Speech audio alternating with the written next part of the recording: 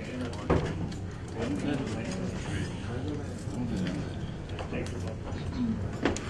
morning, ladies and gentlemen. Today we welcome you to another one of our many press conferences. Today we have with us on the panel Captain Al Alexander, representing the Trinidad and Tobago Defense Force, as well as our very own ASP Archie. You know how this goes. They will present their reports afterwards. We will field your questions. Again, we remind members of the media that for audio purposes, we're asking you to utilize the cordless mic. So, in order for free flow, we ask you to raise a hand, we'll acknowledge you, and then the mic will be passed to you. Without further ado, we go straight into our session this morning. Ms. Archie,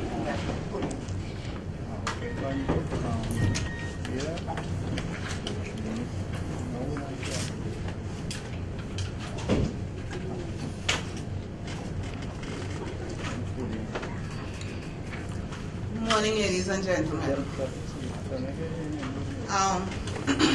I'll start with some news from the Western Division.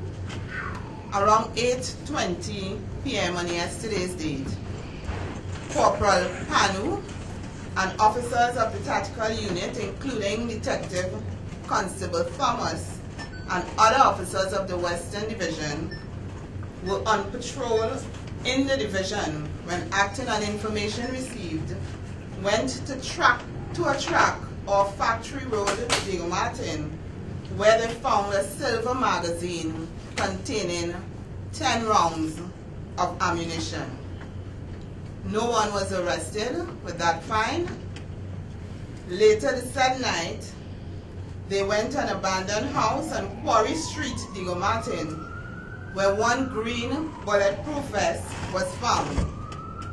Again, at 2 a.m., again acting on information received, went to Season Trace, River Estate, Diego Martin, and found one homemade shotgun loaded with 1 round of cartridge.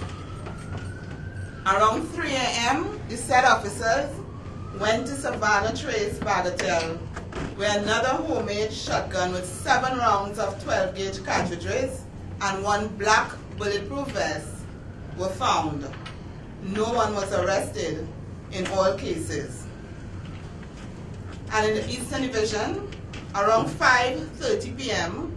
on yesterday's date, 29th of September 2011, Roger Ali, age 20, a farmer of Plantation Road, Valencia, was found lying face down on the ground in a pool of blood next to his red Toyota Corolla Hilux, registration number given, clad in red short pants, black boots, and bareback, with what appeared to be gunshot wounds to the back of his head.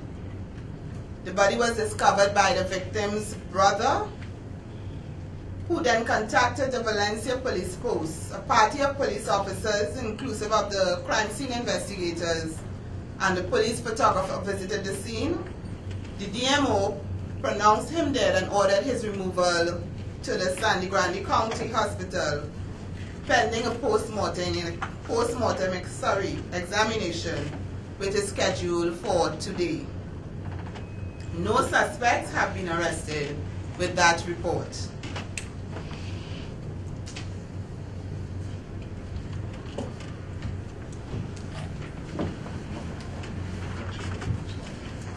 And in the Port of Spain Division, just bear with me one moment. 2 roadblock exercises were conducted in the Woodbrook and Sinclair districts under Acting Superintendent Passad and Acting Inspector Bruce. Officers of the Port of Spain CID, Stolen Vehicle Unit, K9 Division, and City Police. 6 persons were arrested, 2 for breach of curfew, 2 for outstanding warrants, 1 on inquiries into a homicide, 1 for possession of apparatus for the use of cocaine. In addition, 19 fixed penalty tickets were issued and 38 vehicles were towed for illegal parking along Ariapita Avenue in Port of Spain. Between 11 p.m. on Thursday the 29th of September 2011 and 7 a.m. on Friday the 30th September, officers of the Interagency Task Force, Port of Spain CID, and the Guard and Emergency Branch conducted several operations in the Laventille and Belmont districts. On one of the operations, officers held a U.S. deportee who served 12 years in a U.S. prison for armed robbery. The individual had in his possession several checkbooks and Visa and MasterCards. The fraud squad is continuing inquiries into those fines. That operation also netted 15 persons, all of whom have been charged with various offenses, 5 persons on outstanding warrants, 5 on robberies, and 5 on shooting incidents, 1 Calico Liberty 3 9mm pistol, and 28 rounds 9mm ammunition was seized at Prisga Lands in Laventille. The firearm was found in an open area. No one was arrested for that firearm. With respect to our daily statistics, for the past 24 hours, the total number of persons arrested, 113. Drug offenses, 25.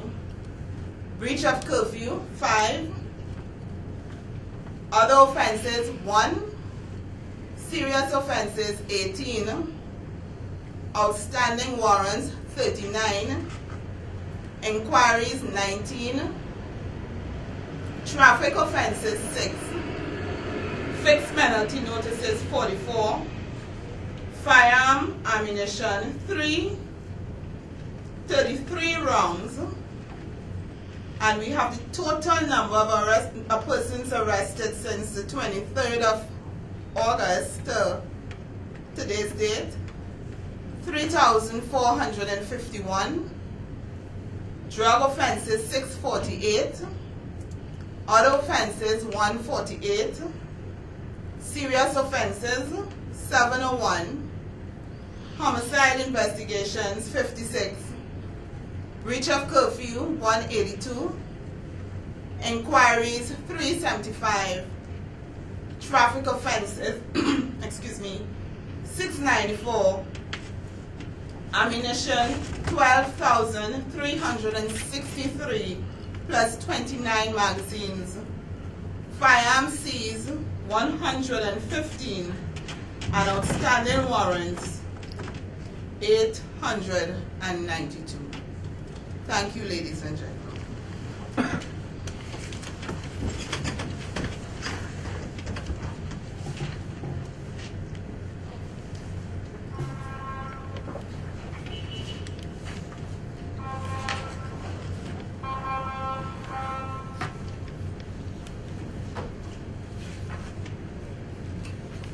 Pleasant good morning to members of the media.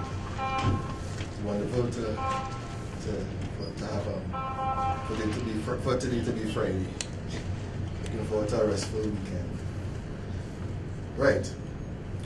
Over the last 48 hours, the Trinidad and Tobago Defense Force conducted a total of 22 mobile patrols in several areas of Trinidad and Tobago. This was supported by 11 maritime and 2 aerial patrols in and around the coastline of Trinidad and Tobago. Last week, I promised to give an update on the status of complaints made against members of the Defense Force. Well, since the issuance of the initial public information update on September 17, 2011, the Trinidad and Tobago Defense Force has continued to pursue the disciplining of military service personnel who are found to have exceeded the proportional and reasonable levels of force authorized to be used in the performance of their duties, and in accordance with Regulation 22(2) of the Emergency Powers Regulations 2011. In comparison to the 33% investigation completion rate reported on September 17. Investigations into the remaining 5 of the 9 reported incidents have now been completed, and 1 has been discontinued at the request of the alleged victim. 2 of the 5 completed investigations have led to the preparation of summaries of evidence and are expected to become matters for trial by military court-martial. The remaining 2 incidents have led to the summary investigations and trial of these soldiers by the unit commanding officers. All other reported allegations of the excessive use of force by soldiers or other members of the Defense Force are currently being investigated, and the results of those investigations will be communicated during subsequent public information media updates. The Trinidad and Tobago Defense Force reiterates its intolerance for the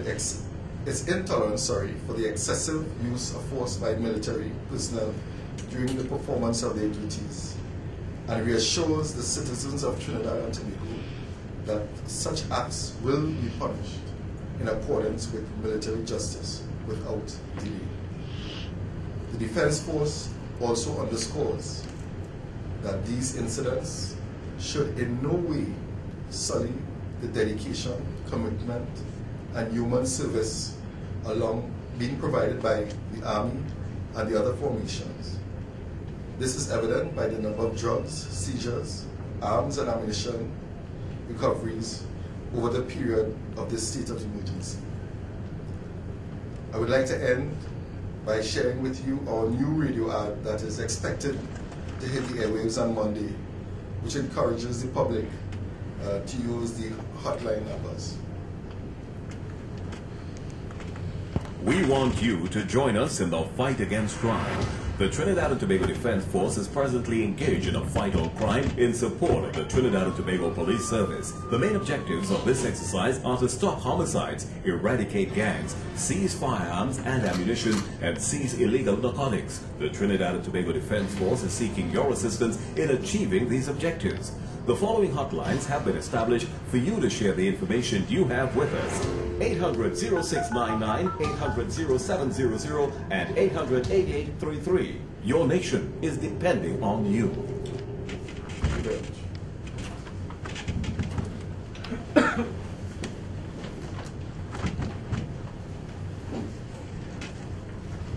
At this time, we invite you to ask your questions. Be mindful though that there is a roving mic. So, you've been here for quite a while. It's not your first time, so we expect that you will follow our rules. Yes, I see the first time. Come here.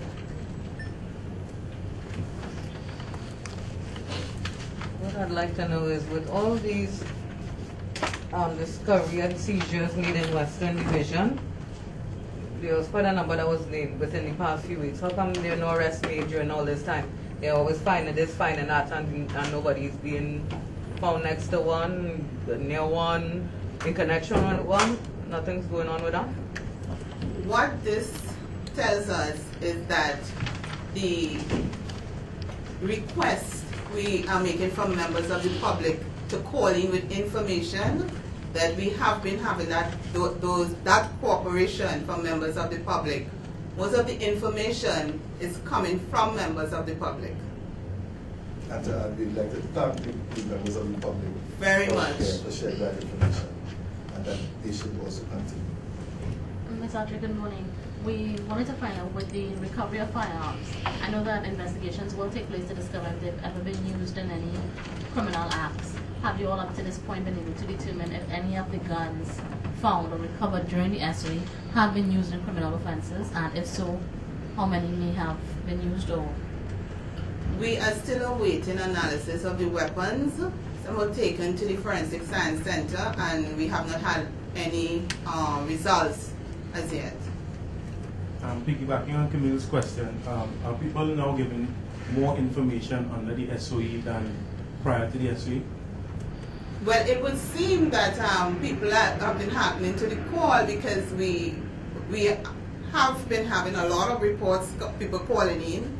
We had reports prior to the SOE, people would call in, but it has increased since the SOE. Especially with the 800 numbers that we've been giving out, we find that most of the calls are coming through via that means. And PC Maynard, alleged killer, he has yet to been charged. How soon do we expect a charge to be laid against the driver of the vehicle that ran him over? My information is that the investigators, they are consulting with the Director of Public Prosecution, so we are waiting results on that. Well, is that usual for police to consult with the DPP on DUI? Well, it's not usual, but every case is different. So I do not know of the facts that they have and what further investigations that they would have conducted in order to present to the DPP.